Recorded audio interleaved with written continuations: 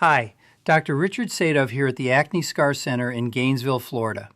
If you've tried lasers, microneedling, chemical peels, and expensive creams for your acne scars, and they're still there, you're not alone.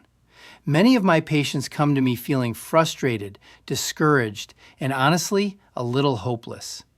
Today, I want to walk you through a real-style patient case study of surgical acne scar repair and show you what changed when we stopped treating the surface and started treating the structure of the skin. This patient, we'll call him John, had rolling scars on both cheeks, some boxcar scars, and a few deep ice pick scars.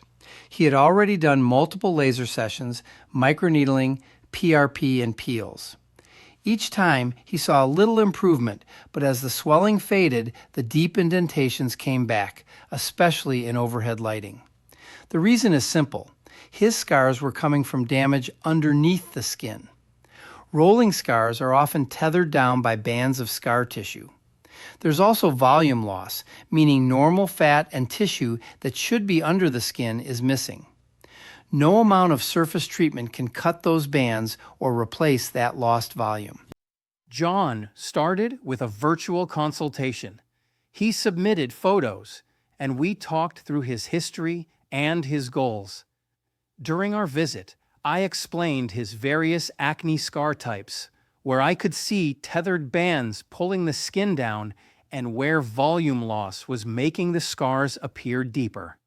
Once he understood that his scars were structural, not just superficial, all of his previous failed treatments suddenly made sense. For John, we designed a surgical acne scar repair plan that included subcision to release tethered rolling scars, fat transfer using his own fat to restore volume under the scars, and scar excision, removing the deepest ice pick and boxcar scars and closing them in a more controlled way.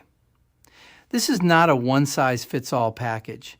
Each scar type gets the specific treatment it actually needs. On the day of surgery, John was kept comfortable with appropriate anesthesia. I performed all of the subcision, fat grafting, and excision myself. In the first days and weeks, he had swelling and mild bruising. That's normal after surgical repair.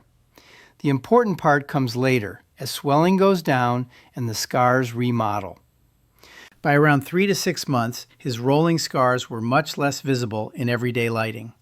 His cheeks had a smoother contour, and the deep tethered areas no longer grabbed the light as sharply.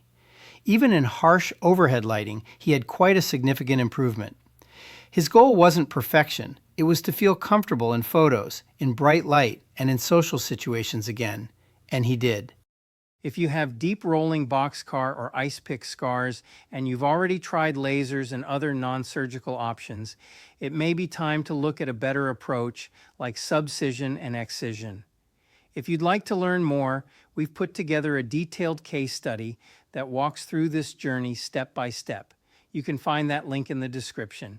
And if you'd like to explore whether you're a candidate, we offer both virtual and in-office consultations here at the Acne Scar Center. If you found this helpful, feel free to like the video and subscribe to our channel. We share more educational videos on acne scar treatment, surgical techniques, and what to expect during your healing process. Thanks again for watching. See you next time.